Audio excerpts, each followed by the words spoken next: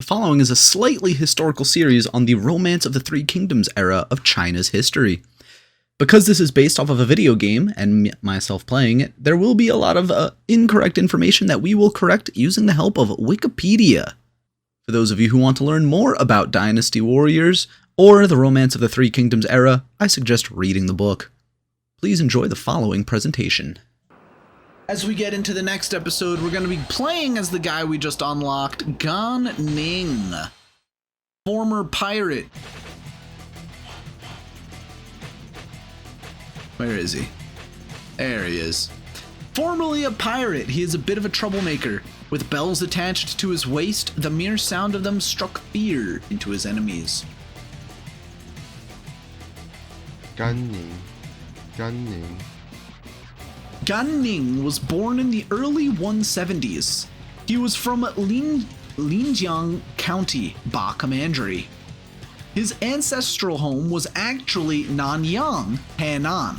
His ancestors migrated to Ba Commandery and settled there. When he was still a youth, he accepted an offer to serve as an accounting assistant in the local commandery office. He resigned and went home after serving a short period of time. Hold on.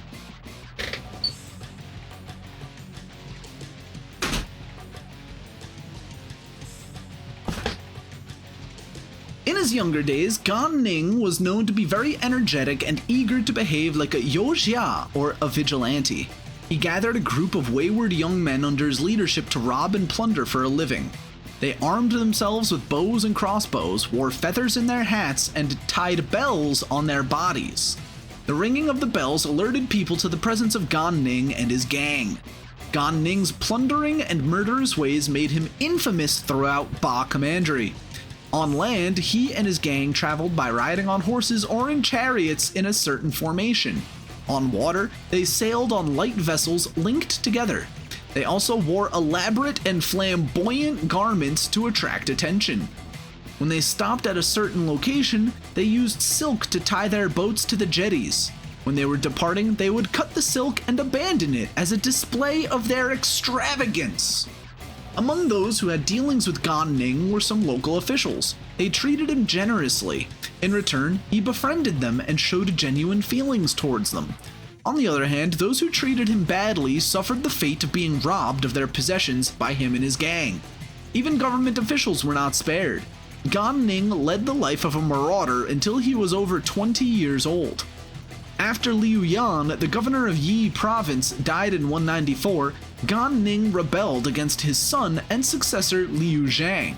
He received support from Liu He, an official from the neighboring Jing province, and Liu Zhang's subordinates Shanmi and Lo Fa.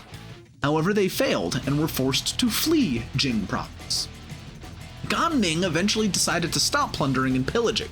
He read some books and picked up some ideas from the 100 Schools of Thought. It's literally one of those de-bimbofication comics, if you've ever seen those.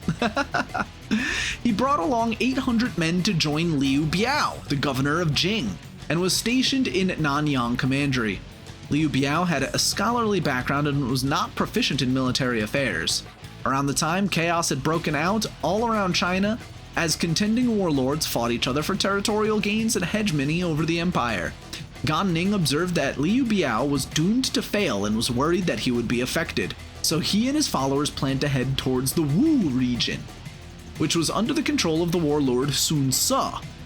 When they reached Jiangxia Commandery in eastern Jing, they could not cross the border into Wu territory as Sun Quan was at war with Liu Biao at the time. Gan Ning thus remained at Jiangxia and became a subordinate of the commandery administrator Huang Zhu, who did not recognize his talent and treated him coldly for 3 years.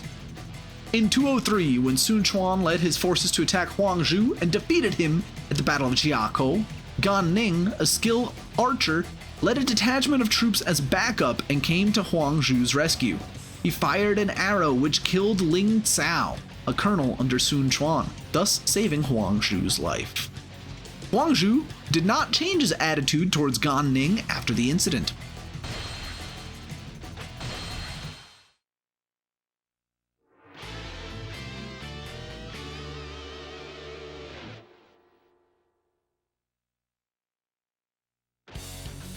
I'm Gan Ning.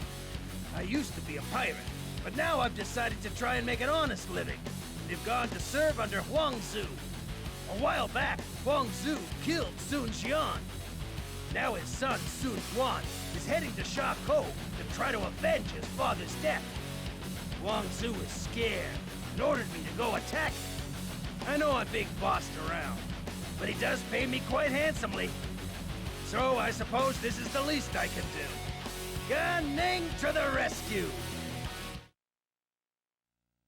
Curse that Sun Quan! How dare he attack me! I did not suspect that he would come to try and avenge his father. Fortunately for us, our navy is already prepared for battle. We shall attack their main camp and send the enemy running back to the land from which they came. Gan Ning, prove to me that you are actually useful. I want you to protect me while the navy is preparing their attack. Is that understood? Now we're playing it from the other side. That's pretty interesting. I mean, I'm glad that we are, because technically winning this battle on the side of the guy I'm working under, if you want to go, you know, like by a timeline, this first battle where we do kill Ling Tong is or Ling Cao is whatchamacallit, historically accurate. Gan Ning, prepare yourself! You will not get past us so easily!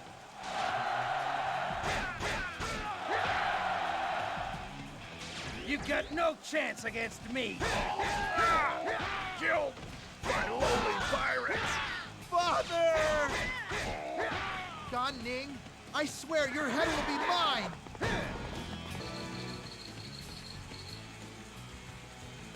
Ah! Huh? Hey! What the heck is your problem?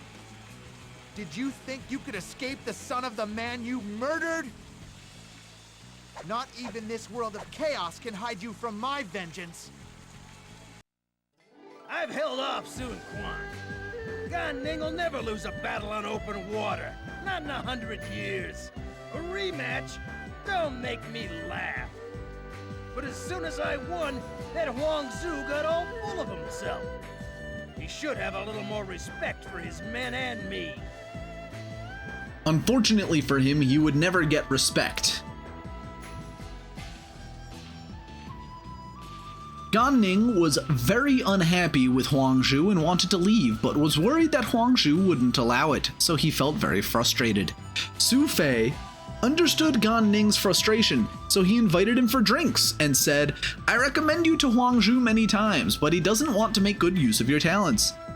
As days pass, people grow older. You should make plans for your future and find someone who truly appreciates your talents." Gan Ning paused for a moment before replying, "That's what I have in mind, but I can't find an excuse to leave." Su Fei then said, "I will suggest to Huang Zu to appoint you as the chief of Zhu County. Although it may be a difficult start, it will eventually become easier for you to decide where to go from there." After Huang Zu approved Su Fei's suggestion, Gan Ning gathered a few hundred men who were willing to follow him and headed towards Zhu County. From there, they crossed the border into the Jiangdong territories. That's when the Battle of Jiangsha happens, which is the battle here, kind of, because, again, in the video games, we combine multiple battles into one to tell the full story. So, Battle of Xiakou is where Gan Ning kills Ling Cao, and the Battle of Jiangsha is just an extension of this war. When Gan Ning brought his followers to Jiangdong, Zhou Yu and Lu Meng recommended him as a talent to their lord, Sun Quan. Sun Quan felt that Gan Ning was an extraordinary man and treated him like an old friend. Gan Ning proposed, "The Han Empire is declining day by day. Cao Cao is becoming increasingly arrogant, and he will eventually usurp the throne. The southern territories in Jing are accessible in terms of traveling by land or water. The western domain of the empire lies there. Based on my observation of Liu Biao, he won't last long while his sons are incapable of inheriting his jurisdiction. My lord, you should take control of these lands soon, lest Cao Cao seizes them later. The best plan now is to attack Huang Zhu first. Huang Zhu is an old and muddle-headed. He lacks funding and supplies, cheats those around him, and is only concerned with making personal gains. His subordinates are already unhappy with him because of his overbearing demands. His warships and military equipment are damaged and haven't been repaired. He neglects agriculture. His army is ill-disciplined. If you attack him now, you will surely win. After defeating him, you can move west further and take control of Chu Pass and expand your domain and influence. After that, you can prepare to attack Bashu. Sun Quan wanted to follow Gan Ning's plan, but his advisor Zhang Zhao strongly objected. The territories in Wu have not been completely pacified. If we proceed with this campaign, I am afraid there will be chaos. Gan Ning rebuked Zhang Zhao. Our lord has entrusted responsibilities to you as if you were Xiao He. If you can't even be confident that there won't be chaos under your watch, how can you expect to be like Xiao He? Sun Quan then raised his glass to Gan Ning and said, Jingba, I have decided to put you in charge of the campaign this year, just as I offer this drink to you. You should strive your best to come up with a strategy to defeat Huang Zhu. Once you have proven yourself, you won't need to take Zhang Zhao's words to heart. In the spring of 208, Sun Quan led his forces to attack Huang Zhu at Jiangsha, and succeeded in defeating and capturing Huang Zhu alive, as well as taking control over his troops. Gan Ning was placed in command of some soldiers and ordered to garrison at Dongkou. Sometime in the late 200s to early 210s, Gan Ning was also involved in a revolt orchestrated by some officials against the newly ascended Liu Zhang, who replaced his father, who had just passed away. Liu Zhang sent Zhao Wei, a key ally of his late father, to march on the rebels and managed to suppress them and force them to flee into Jingzhou. Before the campaign, Sun Quan had prepared 2 boxes containing the heads of Huang Shu and Su Fei. After the battle, Su Fei, who had become a prisoner of war, immediately asked someone to inform Gan Ning. Gan Ning said if Su Fei didn't say anything, I would have forgotten about him. Later, when Sun Quan and his officers were celebrating the victory, Gan Ning left his seat and knelt down before Sun Quan. He kowtowed until his face was covered in blood, and with tears in his eyes, he pleaded with Sun Quan. I owe Su Fei a favor. If not for him, I'd have been dead and my body abandoned in a ravine. I'd not have been able to serve under you. Now, even though Su Fei's actions warrant death, I still hope you can spare him. Sun Quan was moved, and he asked, what if he leaves after I spare his life? Gan Ning replied, Su Fei will be grateful if he is spared from death. He won't even leave you if you try to chase him away. Why would he still court his own doom? If he really does that, I am willing to use my head to replace his in the box. Sun Quan then pardoned Su Fei.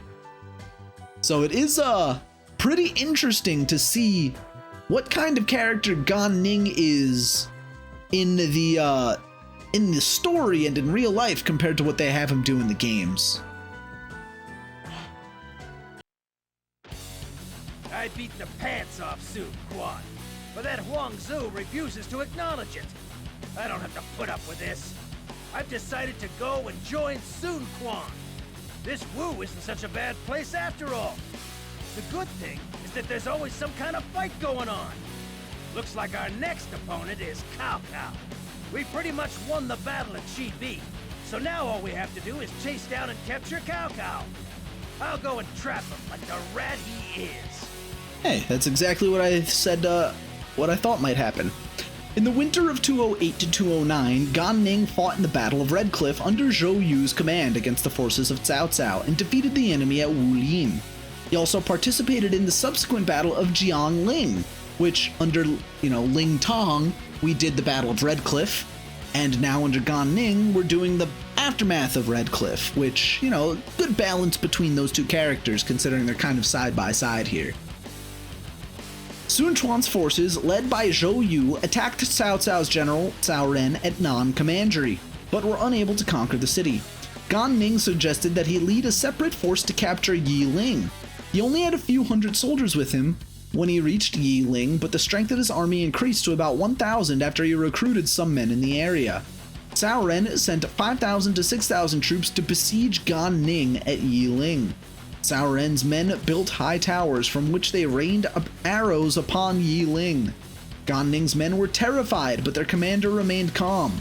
He sent a messenger to request aid from Zhou Yu, who heeded Lu Meng's plan and led reinforcements to help Gan Ning while leaving behind Ling Tong to defend their position. Zhou Yu, Lu Meng, and the others succeeded in lifting the siege at Yi Ling, while Ling Tong managed to hold his ground well for that period of time.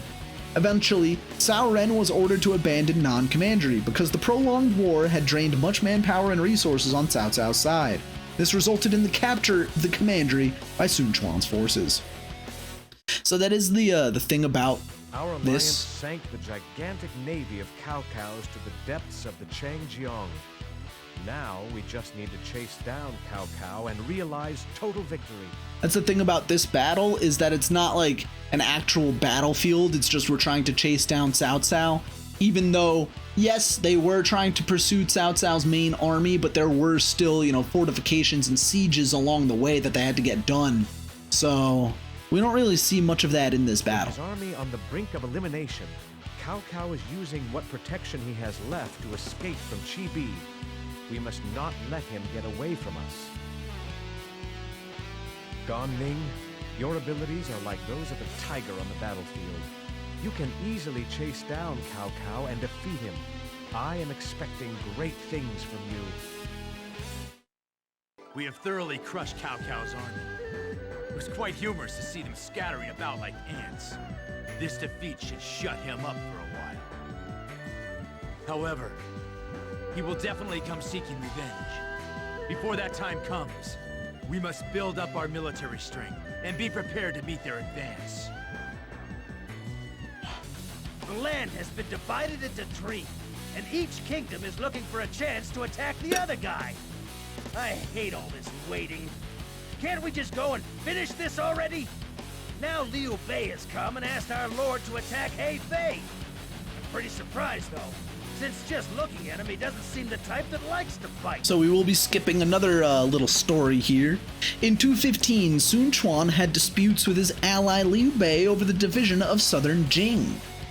Sun Quan sent Lu Meng and Ling Tong to seize the three commanderies of Changsha, Ling, and Guiyang from Liu Bei, and then ordered Lu Su to station at Yiyang as a precaution against any retaliation of Liu Bei's general, Guan Yu, who was in charge of his lord's territories in southern Jing.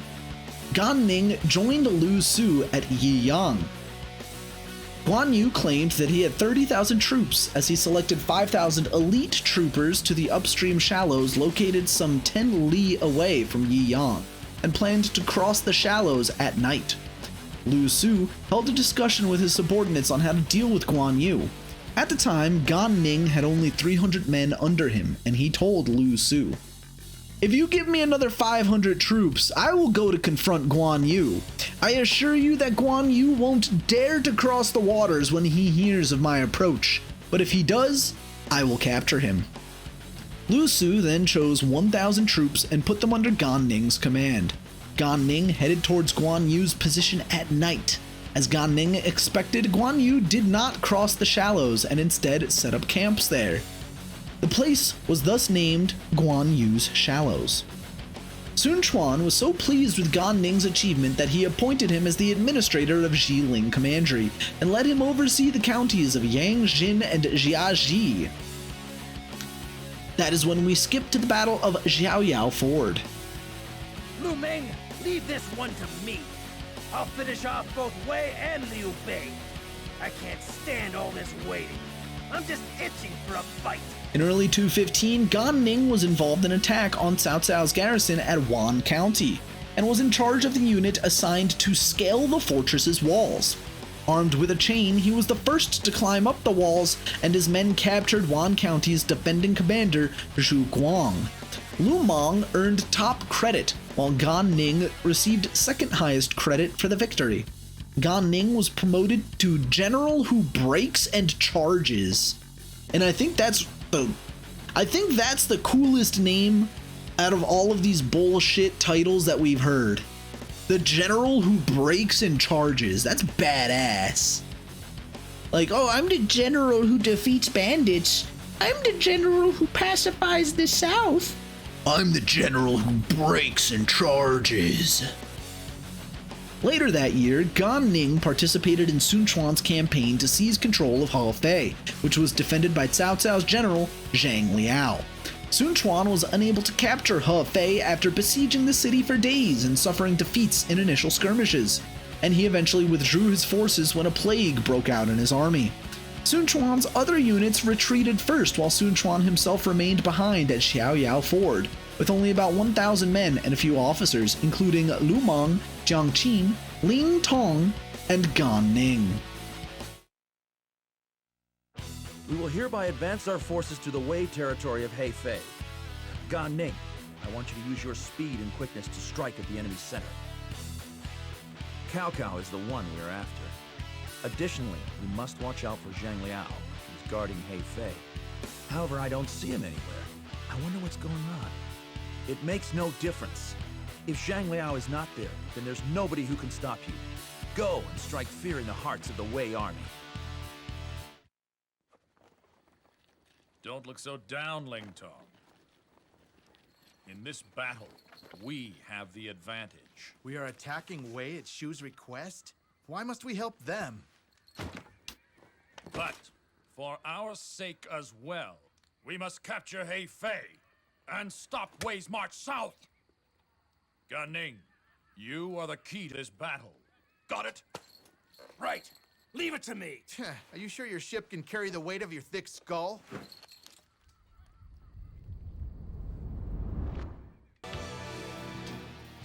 What a pain. Yeah!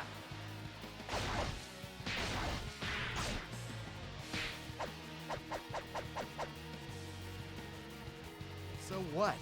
You think I'm gonna thank you or something? Don't be a fool.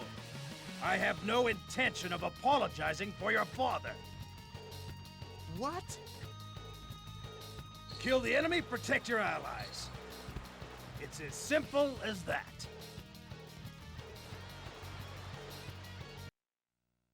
We have gained the right to rule this land.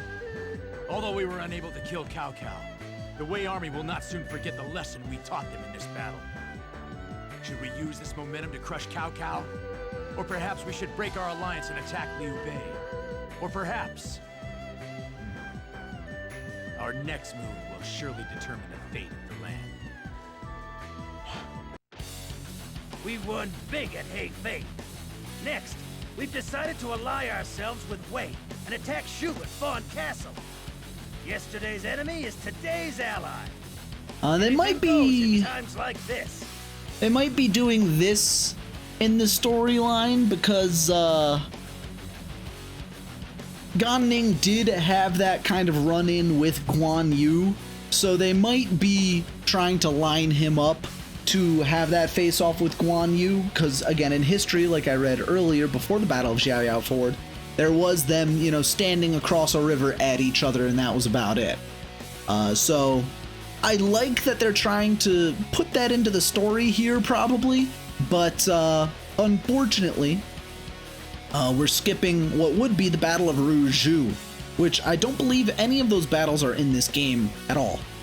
2 years later, after the Battle of Xiaoyao Ford, Cao Cao personally led an army said to be 400,000 strong to attack Sun Quan's garrison at Ruzhu. Actually, you know what? I'm gonna skip that until after this battle. The battle that might represent the story of Guan Yu's shallows. But I wonder if anything can be done about Ling Tong. He tried coming after me when we were fighting at Hefei. Well, I guess it can't be helped. I did kill his father after all, but we're both Wu officers now. Maybe I should talk to him about this.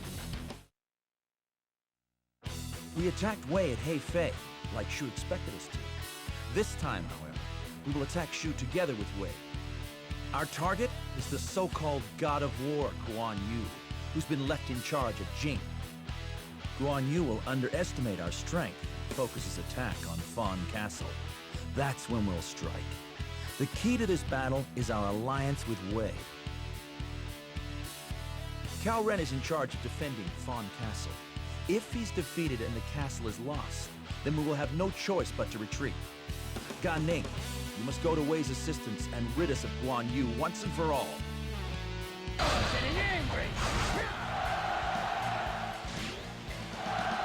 So like I've mentioned in previous episodes, this battle, it was not an alliance between Wei and Wu.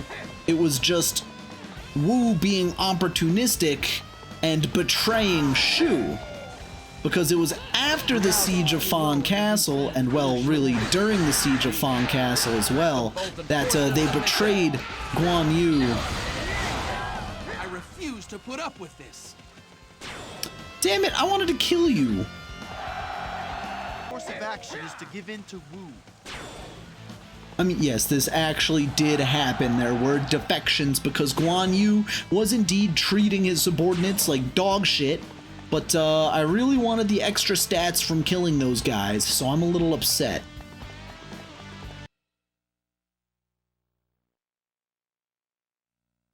We defeated the god of war, Guan Yu. Everybody fought bravely and followed my orders perfectly. Thanks to this victory, we were able to secure the strategic point of Jing. Now we must strengthen our defenses at Jing. Prepare for Liu Bei, who will surely come seeking vengeance. Of course, we must keep our eye on Wei as well. Things are about to start getting a little busy. We won the battle at Fan Castle, but Lu Meng died. Even though we defeated Guan Yu, I don't feel like celebrating our victory. Looks like Lu Meng's hand-picked successor, Lu Xun, is finally ready. If we're going to be successful, we're gonna have to fight harder than ever before. Our next battle is at Yiling. We just need to destroy Liu Bei and ride that wave of momentum towards unification of the land. Nobody can stop us now. Let's go! So much like with Ling Tong, Gan Ning, we're skipping a battle here, so I'll cover that. 2 years later, in 217, after the Battle of Xiaoyao Ford, Cao Cao led an army said to be 400,000 strong to attack Sun Quan's garrison at Ruzhou. Sun Quan led about 70,000 troops to counter the enemy. Gan Ning commanded the 3,000-strong vanguard. Sun Quan gave a secret order for Gan Ning to attack the enemy under the cover of night. So Gan Ning selected 100 elite soldiers. Before the battle, Sun Quan sent food and wine to Gan Ning and his men. After the feast, Gan Ning poured wine into a silver bowl and drank 2 bowls before offering it to an officer. The officer knelt down and did not dare to take the bowl, so Gan Ning drew his sword, placed it on his lap, and said, "You respect our lord, but not me? I don't fear death. Why do you fear death?" The officer saw that Gan Ning was very stern, so he obliged and drank from it, and then ordered each soldier to drink 1 bowl of wine. When it was nearing midnight, Gan Ning and his 100 men raided Cao Cao's camp and destroyed some defensive structures and killed dozens of enemy soldiers. Cao Cao's troops were so shocked that they sounded the alarm and lit up the entire camp with torches. By then, Gan Ning and his men had already returned safely to their own camp, where they beat their drums, blew their horns, and shouted, "Wan Sui!"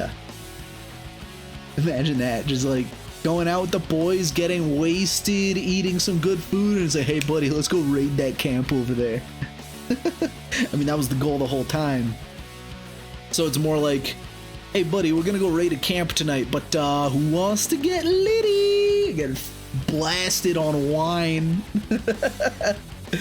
Later that night, Gan Ning went to see a delighted Sun Quan, who told him, "Were your actions enough to frighten the old man? I had the opportunity of witnessing your valor." Sun Quan then rewarded Gan Ning with 1,000 rolls of silk and 100 swords. He also remarked, "Meng De, Cao Cao, has Zhang Liao, while I have Jing Ba." Gan Ning: "I can match him." Cao Cao withdrew his armies from Ruzhou slightly after more than a month.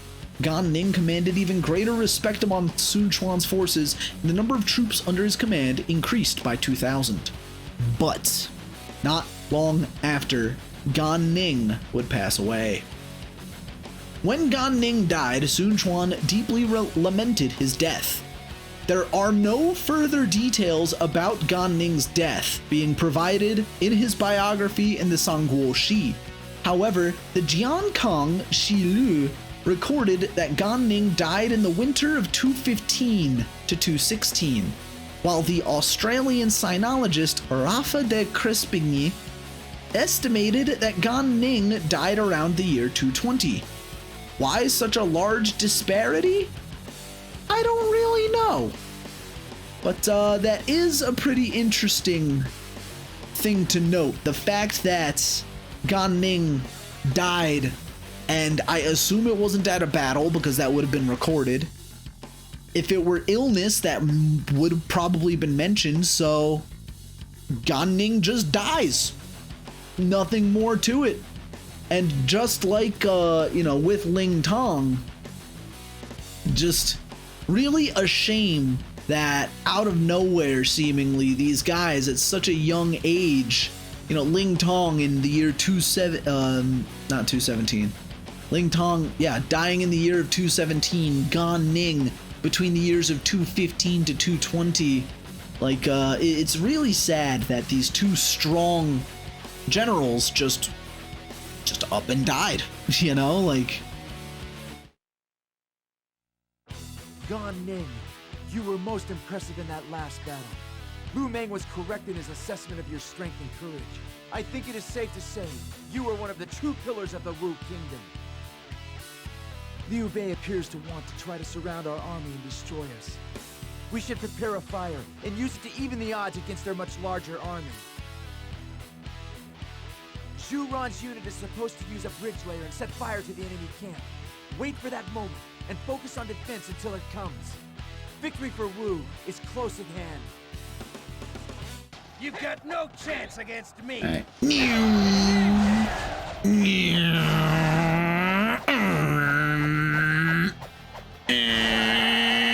That's what we've been waiting to see. An army raised on anger is doomed to fail. If you live by your emotions, then you shall die by your emotions. It truly is a fitting end for Liu Bei. Thanks to this battle, we managed to increase our power while rendering Shu harmless. All that remains is Wei, who is of no real threat to us. The day of a land ruled by Wu is close at hand. It was during the final days of the year 200 AD when the Han Dynasty saw its end. Its demise ushered in a new era of chaos, brought on by several regional lords vying to rule China. There were those who sought absolute power, as well as those who fought for justice, and some simply fought for the sake of their beliefs. Many would rise and fall in their attempts to dominate the land. Gan Ning, from the land of Linjiang, a pirate who repeatedly pillaged the coasts of Jiangdong, it is said that he attached bells to his belt so as to instill fear in those who heard him.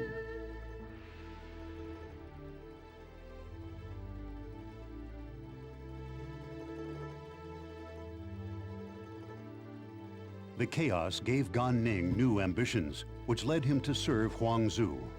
However, he was unable to advance in spite of his talents. Upon hearing that Sun Quan's army was attempting to take over Jiangdong, he rushed over to engage them.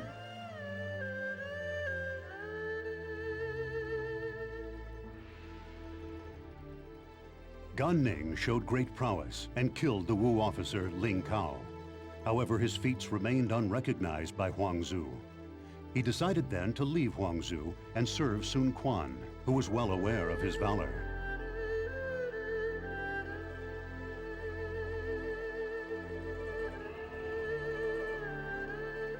Sun Quan welcomed him and put Gan Ning in charge of several important missions. Gan Ning demonstrated what he truly was capable of, not only by defeating tough opponents, but by occasionally rescuing Sun Quan as well.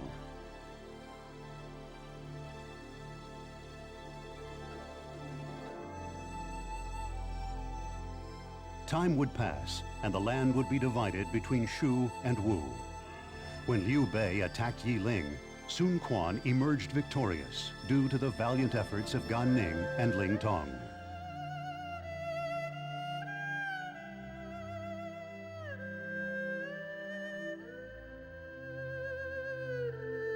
The chaos finally came to an end, and a new era created by Wu would begin. However, Gan Ning's fight was not yet over. The ringing from his bells would continue to be heard as he dedicated his life to keeping the peace.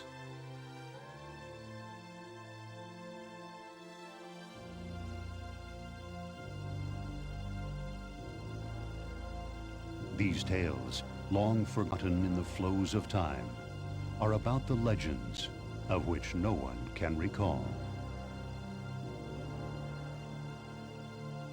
And that is the story of Gan Ning. It is kind of funny how Gan Ning and Ling Tong's stories do line up with each other so well, existing for only a short period of time, but being so strong and influential.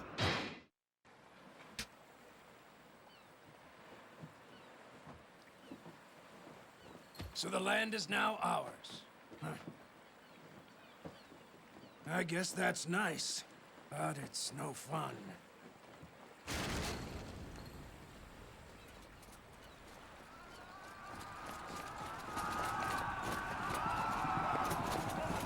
Ha! I knew it couldn't last for long. All right. Gan Ning is back in action.